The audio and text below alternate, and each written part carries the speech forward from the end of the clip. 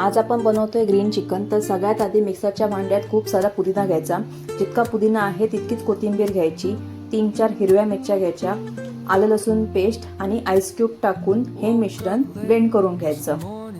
यात ice cube याकरता टाकतात कारण याचा ग्रीन कलर हा शाईन करावा। काही जण यामध्ये पालक टाकतात, पण आम्ही तो कम्प्लिटली अवॉइड केलेला आहे। आता ही बारीक पेस्ट आपली तयार आहे। इथे आम्ही 250 ग्रॅम चिकन, तुम्ही बोनलेस किंवा विथ बोन सुद्धा घेऊ शकता। त्यामध्ये आपण हे ग्रीन चिकनची पेस्ट ॲड करून 1 वाटी दही घालून मीठ टाकून ह्याला मॅरिनेट करण्यासाठी अर्धा तास ठेवून देत आहोत। त्यानंतर स्क्रीनवर दाखवल्याप्रमाणे हा खडा मसाला लागणार आहे आणि हे जिरा आहे, आपण थोडंसं फ्राय करून ह्याची बारीक पूड करून घेतली आहे।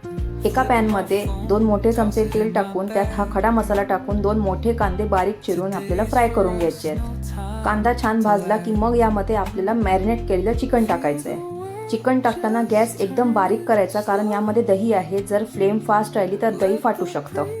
ग्रीन चिकनमध्ये शक्य तितकं कमीच पाणी टाका किंवा नाही टाकलं तरी चालेल, या ग्रेव्हीमध्येच चिकन बरोबर शिजणार। त्यानंतर यामध्ये काही मसाले टाकायचे आहेत, ज्यामध्ये हळद आणि गरम मसाला टाकला आहे आम्ही, आणि थोडंसं मीठ टाकून ह्याला नीट मिक्स करून लो टू मीडियम फ्लेमवरती 20 ते 25 मिनिटं शिजण्यासाठी ठेवून द्यायचं आहे।